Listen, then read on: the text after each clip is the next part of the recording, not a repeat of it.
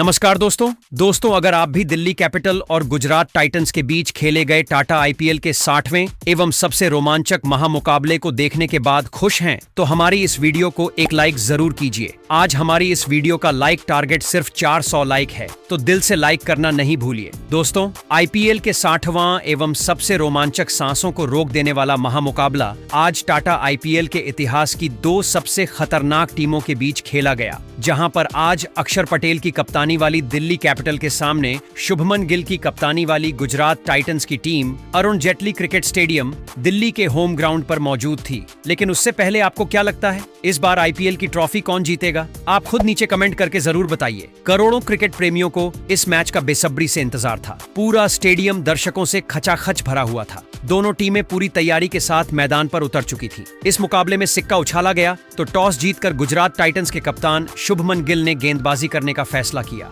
वहीं दिल्ली की टीम को इस मैच में पहले बल्लेबाजी करने का मौका मिला। दिल्ली की तरफ से बल्लेबाजी की शुरुआत करने के लिए केएल राहुल के साथ फफ डु प्लेसिस की खतरनाक जोड़ी मैदान पर उतरी। दोनों बल्लेबाजों के कंधों पर अपनी टीम को अच्छी शुरुआत दिलाने की जिम्मेदारी थी। वहीं गुजरात टाइटंस की तरफ से पहले ओवर में गेंदबाजी करने के लिए आए रफ्तार के सौदागर मोहम्मद सिराज शानदार गेंदबाजी का नजारा पेश कर रहे थे। ओवर की शुरुआती 3 गेंद पर केएल अपना खाता भी नहीं खोल सके। पहले ओवर की चौथी गेंद पर केएल राहुल ने चौका लगा दिया और चौके साथ अपनी टीम का खाता खोला। इसके बाद पहले ओवर की अंतिम गेंद पर भी उन्होंने शानदार चौका लगाकर अपनी टीम के स्कोर को आगे बढ़ाया। पहले ओवर में दिल्ली का स्कोर 9 रन ही बन सका। गुजरात टाइटंस के कप्तान शुभमन गिल ने दूसरे ओवर में गेंदबाजी करने के लिए अरशद खान को भेज दिया। अरशद खान अपनी गेंदबाजी से दोनों बल्लेबाजों को खूब परेशान कर रहे थे। उनके सामने एक एक रन बनाना डु प्लेसिस के लिए काफी कठिन हो रहा था। दूसरे ओवर की अंतिम गेंद पर उन्होंने दौड़कर 1 रन पूरा कर लिया। शानदार गेंदबाजी करते हुए अरशद खान ने इस ओवर में सिर्फ 2 रन ही खर्च किया। इस तरीके से 2 ओवर में दिल्ली कैपिटल्स का स्कोर 11 रन ही बन सका। गुजरात टाइटंस के गेंदबाज अपने खतरनाक गेंदबाजी से दिल्ली के गेंदबाजों को बांध कर रखा था। गुजरात टाइटंस की तरफ से तीसरा ओवर लेकर आए मोहम्मद सिराज की पहली गेंद पर डु प्लेसिस ने सिंगल लेकर स्ट्राइक के एल राहुल को दे दिया। इसके बाद अगली 2 गेंदों पर राहुल को एक भी रन नहीं मिल सका। चौथी और 5वीं गेंद पर दोनों बल्लेबाजों ने सिंगल लेकर अपनी टीम के स्कोर को आगे बढ़ने का प्रयास किया। इसके बाद खतरनाक गेंदबाजी करते हुए मोहम्मद सिराज ने तीसरे ओवर की अंतिम गेंद पर भी एक भी रन नहीं बनने दिया। सिराज की खतरनाक गेंदबाजी के सामने दोनों बल्लेबाज सिर्फ 3 रन ही बटोर सके। इस तरीके से 3 ओवर की समाप्ति के बाद दिल्ली कैपिटल का स्कोर मात्र 14 रन ही बन सका। दिल्ली कैपिटल्स की टीम को तेजी से रन बटोरने की जरूरत थी। वहीं गुजरात के गेंदबाज विकेट की तलाश में थे। चौथे ओवर में गुजरात के कप्तान शुभमन गिल ने अरशद खान पर एक बार फिर से भरोसा जताया और गेंद को उनके हाथों में थमा दिया। ओवर की पहली गेंद पर डु प्लेसिस ने दौड़कर 2 रन बटोर लिए और स्ट्राइक अपने पास ही रखा। तभी अरशद खान ने दूसरी गेंद पर डु प्लेसिस को अपने जाल में फंसाया और मोहम्मद सिराज के हाथों कैच पकड़वाकर उनको पवेलियन का रास्ता दिखा दिया। इस तरीके से दिल्ली की टीम को 16 रन के स्कोर पर पहला झटका लग गया। डु प्लेसिस अपनी टीम के लिए 10 गेंद पर सिर्फ 5 रनों की धीमी पारी खेलकर बेहद निराश मन से वापस लौट गए। अब के एल राहुल का साथ देने के लिए मैदान पर अभिषेक पोरल बल्लेबाजी करने के लिए उतर चुके थे। दोनों बल्लेबाजों के कंधों पर अपनी टीम की पूरी जिम्मेदारी आ चुकी थी। मैदान पर उतरते ही अभिषेक ने सिंगल के साथ अपना खाता खोला। अभिषेक पोरल ने चौथे ओवर में 5 रन खर्च करके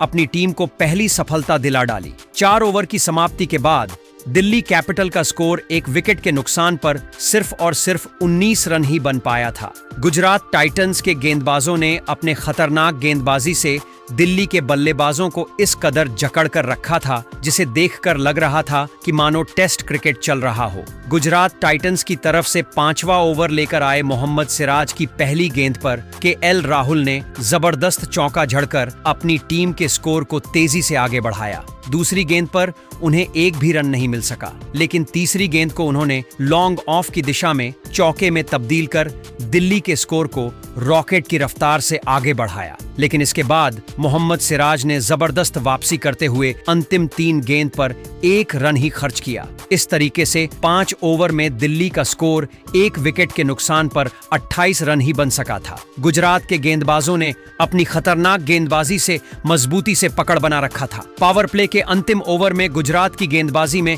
बड़ा बदलाव देखने को मिला और इस बार शुभमन गिल ने गेंदबाजी करने के लिए कागिसो रबाड़ा को बुला लिया, जिनका स्वागत के एल राहुल ने दूसरी गेंद पर सनसनाता हुआ लगाकर किया। फिर चौथी गेंद को राहुल ने चौके में तब्दील कर दिया। इसके बाद भी उनका बल्ला रुकने का नाम नहीं लिया और 5वीं गेंद पर 97 मीटर का लंबा लगाकर कागिसो रबाड़ा की धज्जियां उड़ाकर रख दिया। कागिसो रबाड़ा का यह ओवर गुजरात की टीम के लिए काफी महंगा साबित हुआ। दोनों बल्लेबाजों ने मिलकर इस ओवर से 17 रन बटोर लिए। पावर प्ले की समाप्ति के बाद दिल्ली कैपिटल का स्कोर 1 विकेट के नुकसान पर 45 रनों तक पहुंच गया था। दोनों बल्लेबाज पूरी तरीके से मैदान पर सेट हो चुके थे और धीरे धीरे अपनी टीम के स्कोर को आगे बढ़ा रहे थे। पावर प्ले की समाप्ति के बाद गुजरात की गेंदबाजी में फिर से बदलाव देखने को मिला और इस बार शुभमन गिल ने गेंदबाजी करने के लिए प्रसिद्ध कृष्णा को बुला लिया। प्रसिद्ध कृष्णा अपनी खतरनाक गेंदबाजी से दोनों बल्लेबाजों को चकमा दे रहे थे और केएल राहुल को तो उनकी गेंद बिल्कुल भी समझ में नहीं आ रही थी। इस ओवर में दोनों बल्लेबाजों को सिंगल और डबल के साथ ही काम चलाना पड़ा। केएल राहुल और अभिषेक ने मिलकर इस ओवर से 5 रन जोड़ते हुए दिल्ली के स्कोर को 50 रनों तक पहुंचा दिया। इसी के साथ केएल राहुल धीरे धीरे अपने अर्धशतक की तरफ बढ़ रहे थे। 8वें ओवर में शुभमन गिल ने स्पिन के जादूगर राशिद खान के हाथों में गेंद को थमा दिया। आते ही राशिद खान ने इतना खतरनाक गेंदबाजी किया कि दोनों बल्लेबाजों के होश उड़ गए। इस ओवर में भी राहुल और अभिषेक एक भी बाउंड्री नहीं लगा सके और सिंगल के साथ काम चलाते हुए 5 रन जोड़ लिए। 8 ओवर की समाप्ति के बाद दिल्ली कैपिटल का स्कोर 1 विकेट के नुकसान पर 55 रनों तक पहुंच गया था। वहीं के एल राहुल को अपना अर्धशतक पूरा करने के लिए 7 रनों की जरूरत थी। गुजरात की तरफ से 9वें ओवर में गेंदबाजी करने के लिए एक बार फिर से विकेट की तलाश में आए प्रसिद्ध कृष्णा, लेकिन इस बार अभिषेक और राहुल ने मिलकर उनकी तगड़ी कुटाई कर दी। सबसे पहले ओवर की दूसरी गेंद पर अभिषेक ने लेग साइड की दिशा में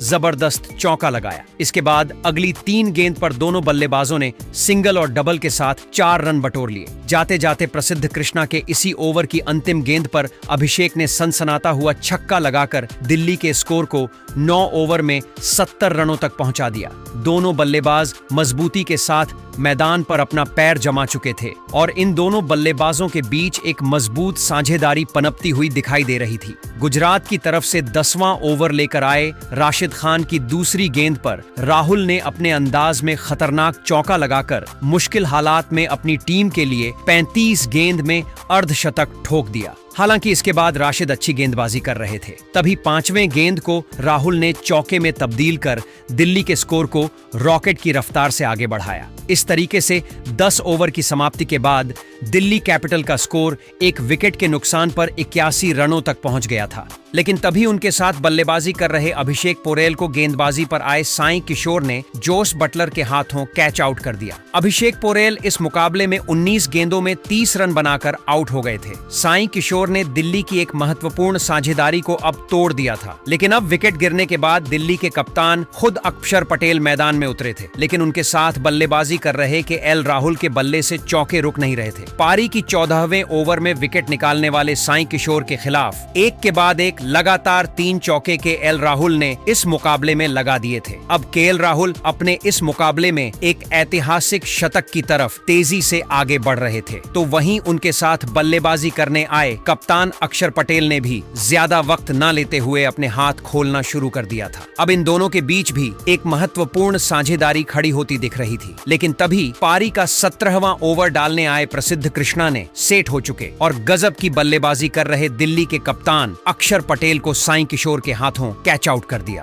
कप्तान अक्षर पटेल इस मुकाबले में 16 गेंद में 25 रन बनाकर आउट हो गए थे। अब मुकाबला फिर से पलटता दिख रहा था। गुजरात की गेंदबाजी फिर से इस मुकाबले में वापसी वापसी करते हुए दिख रही थी। अब मैदान पर ट्रिस्टन स्टब को भेजा गया था, लेकिन ट्रिस्टन स्टब ने आते ही एक धमाकेदार छक्का लगा दिया था और अपनी टीम पर से दबाव पूरी तरह हटा दिया था। लेकिन अब सभी की नजरें केएल राहुल के ऊपर टिकी हुई थीं, क्योंकि वह अपने शतक के काफी नजदीक थे। और फिर तभी पारी के 19वें ओवर में गेंदबाजी पर आए प्रसिद्ध कृष्णा के खिलाफ केएल राहुल ने एक शानदार और एक गजब का चौका लगाते हुए अपना इस मुकाबले का एक धमाकेदार और अद्भुत शतक पूरा कर लिया। केएल राहुल की इस गजब की ऐतिहासिक पारी के लिए सभी ने खड़े होकर तालियां बजाई थी। तो वहीं केएल राहुल यहीं पर नहीं रुके और पारी के आखिरी ओवर में मोहम्मद सिराज जैसे अनुभवी तेज गेंदबाज के सामने भी केएल राहुल ने अपना असली क्लास दिखाया और इस ओवर में 2 चौके लगा दिए। तो वहीं ट्रिस्टन स्टफ के भी बल्ले से एक धमाकेदार इस ओवर में देखने को मिला और इसी विस्फोटक बल्लेबाजी की बदौलत दिल्ली की टीम ने 199 रनों का एक सबसे बड़ा लक्ष्य गुजरात की टीम के आगे रखा। उसके बाद दिल्ली से मिले 200 रनों के सबसे विशाल लक्ष्य का पीछा करने गुजरात के 2 दिग्गज ओपनर बल्लेबाज मैदान में उतरे। साई सुदर्शन और गुजरात के कप्तान शुभमन गिल के कंधों पर इस महामुकाबले में अपनी टीम को एक ताबड़तोड़ ओपनिंग शुरुआत दिलाने की बहुत ही बड़ी जिम्मेदारी थी और गुजरात की इस गजब के फॉर्म में चल रही ओपनिंग जोड़ी ने अपनी टीम को एक लाजवाब शुरुआत इस बड़े मुकाबले में दिलाई। पारी के पहले ही ओवर में गेंदबाजी पर आए कप्तान अक्षर पटेल के खिलाफ शुभमन गिल और साई सुदर्शन ने एक चौका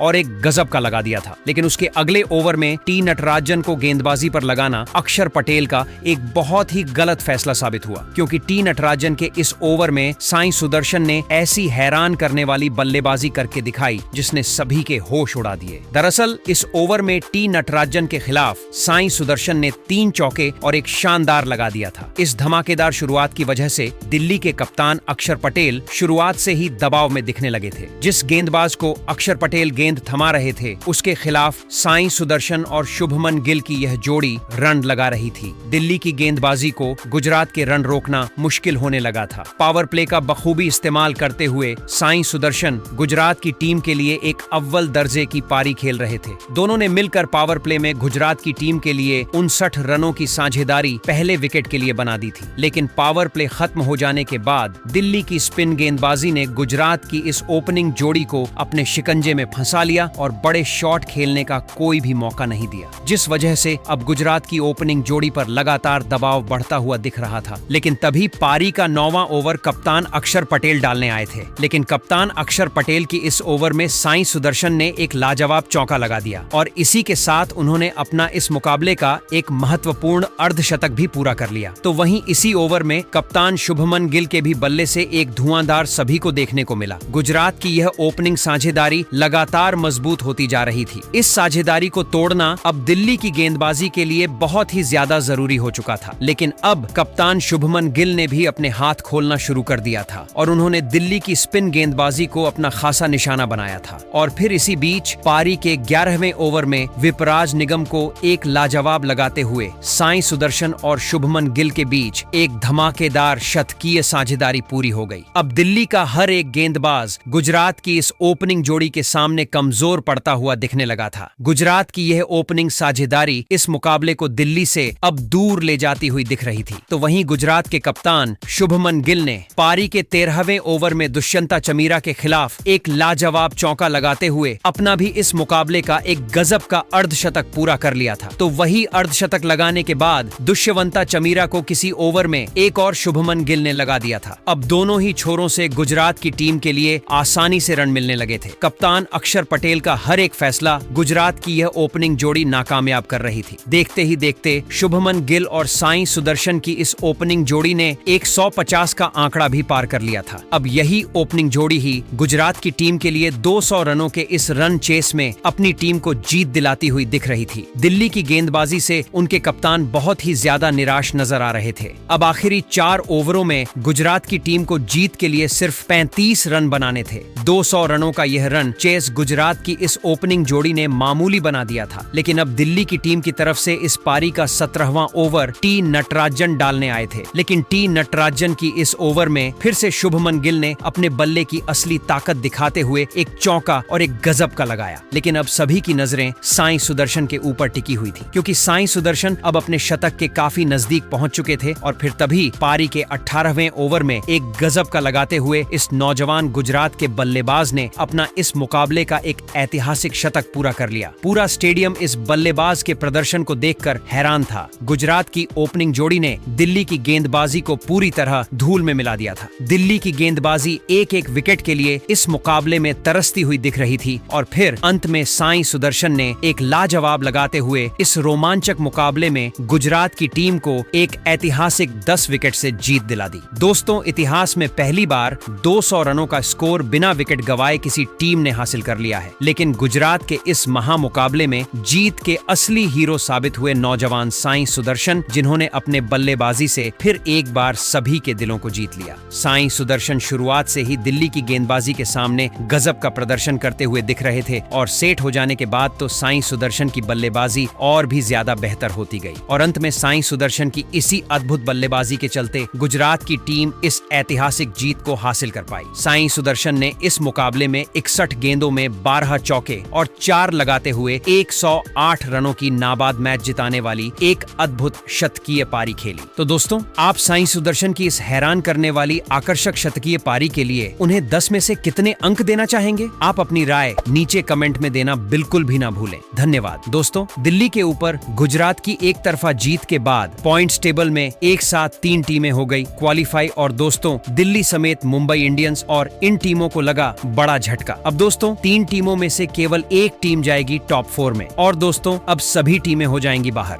तो दोस्तों, आइए जानते हैं कि आईपीएल का 60 मैच खत्म हो जाने के बाद अब पॉइंट्स टेबल में 3 टीमें तो कंफर्म हो चुकी हैं कि कौन सी टीम प्ले ऑन में जा रही है और दोस्तों, एक टीम रह गई है। तो चलिए दोस्तों, जानते हैं अब आईपीएल की रेस से कौन सी टीमें बाहर हो चुकी हैं। तो इस समय नंबर 10 पर चेन्नई की टीम है। दोस्तों, चेन्नई की टीम ने 12 मैच खेले हैं, जिसमें से वो 3 मैच जीती है, 9 मैच हारी है और उनकी नेट रन रेट 0.992 है और उनके 6 पॉइंट हो चुके हैं। और चेन्नई की अब यहाँ से 2 मैच है खेलने को और वो 2 मैच जीतकर भी 10 अंकों तक पहुंचेगी। और दोस्तों, चेन्नई की टीम पहले ही आईपीएल की रेस से बाहर हो चुकी है, उनके पास कोई मौका नहीं है प्ले ऑन में जाने का। इसके बाद दोस्तों, 9वें नंबर पर राजस्थान की टीम है। दोस्तों, राजस्थान ने आईपीएल में 13 मैच खेल लिए हैं, केवल 3 मैच जीती है। 10 मैच हारने के साथ साथ उनकी नेट रन रेट भी माइनस में है और उनके केवल 6 पॉइंट है और उनका अब केवल 1 मैच खेलना रह गया है। और दोस्तों, राजस्थान की टीम अब पूरी तरह आईपीएल की रेस से काफी पहले ही बाहर हो चुकी थी। इसके बाद दोस्तों, 8वें नंबर पर हैदराबाद की टीम है। दोस्तों, हैदराबाद की टीम ने 11 मैच खेल लिए हैं, जिसमें से वह 3 मैच जीती है। 7 मैच वो हार चुकी है। 1 मैच ड्रॉ होने की वजह से उनके अब 7 पॉइंट है, जहां हैदराबाद की टीम के पास अब 3 मुकाबले खेलने को बाकी रह गए हैं और वह 3 मैच जीतकर भी 13 अंकों तक पहुंचेगी। और दोस्तों, उनकी नेट रन रेट भी -1.192 है। इस वजह से उनके प्ले ऑन में पहुंचने के चांस यहाँ से बेहद ही कम, यानी कि दोस्तों 1% से भी कम है उनके प्ले ऑन में पहुंचने के चांस। इस वजह से दोस्तों, आईपीएल की रेस से पूरी तरह बाहर दिख रही है। इसके बाद 7वें नंबर पर लखनऊ की टीम है। दोस्तों, लखनऊ की टीम 11 में से 5 मैच जीती है, 6 मैच हारी है। उनके 10 पॉइंट है और उनकी नेट रन रेट 0.469 है। ऐसे में दोस्तों, लखनऊ की टीम के अब यहाँ से 3 मैच हैं खेलने को और वह 3 मैच जीत जाती है तो फिर उनके 16 पॉइंट हो जाएंगे। उनके प्ले ऑन में पहुंचने के चांस तो यहाँ पे हैं, लेकिन दोस्तों,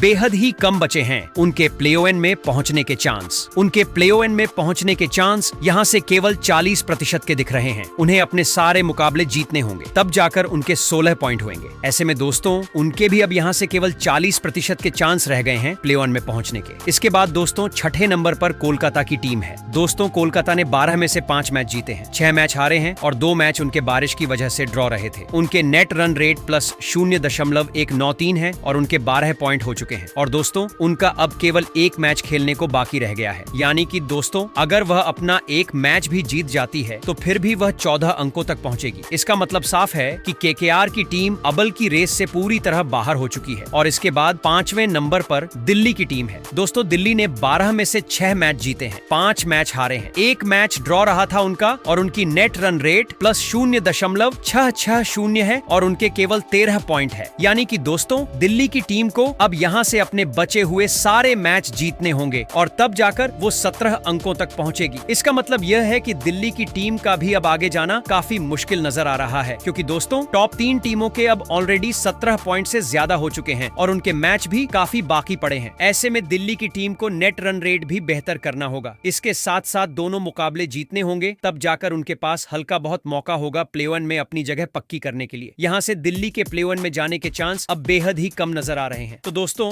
इसके बाद चौथे नंबर पर मुंबई इंडियंस की टीम पहुंच चुकी है। दोस्तों मुंबई ने 12 में से 7 मैच जीते हैं, 5 मैच हारे हैं और उनकी नेट रन रेट प्लस 1.154 है और उनके 14 पॉइंट है। और दोस्तों मुंबई की टीम अब यहाँ से अपने 2 मैच खेलने वाली है, यानी कि उनके 2 मैच खेलने को बाकी रह गए हैं और वो 2 में से अगर 2 मैच जीतती है तो 18 अंकों तक पहुंचेगी, यानी कि दोस्तों 18 अंकों तक पहुंचेगी। उनके चांस अब कम दिख रहे हैं, लेकिन दोस्तों उनके पास अभी पूरे चांस है प्ले वन में जाने के, क्योंकि उनकी नेट रन रेट काफी बेहतर है। यूं कहें कि आईपीएल में अब तक उनकी नेट रन रेट सबसे बेहतर है। ऐसे में मुंबई की टीम अपने दोनों मुकाबले जीत जाती है तो फिर दोस्तों वो आराम से क्वालिफाई कर लेगी। लेकिन अगर एक मैच जीतती है तो फिर भी वह दोस्तों प्ले वन में अपनी जगह पक्की कर सकती है। ऐसे में मुंबई के प्ले वन में पहुंचने के चांस यहाँ से अब 80% के दिख रहे हैं। इसके बाद तीसरे नंबर पर दोस्तों पंजाब की टीम है। दोस्तों पंजाब की टीम ने 12 में से 8 मैच जीते, 3 मैच हारे, 1 मैच ड्रॉ होने की वजह से उनकी नेट रन रेट प्लस 0.379 है और उनके 17 पॉइंट है। और दोस्तों पंजाब की टीम ने प्ले वन में अपनी जगह पक्की कर ली है और दोस्तों आप देख सकते हैं कि उनके आगे क्यों लिखा आ चुका है। अब दोस्तों पंजाब की टीम के पास भी यहाँ से 2 मैच है खेलने को और दोस्तों पंजाब की टीम ये दोनों मैच जितना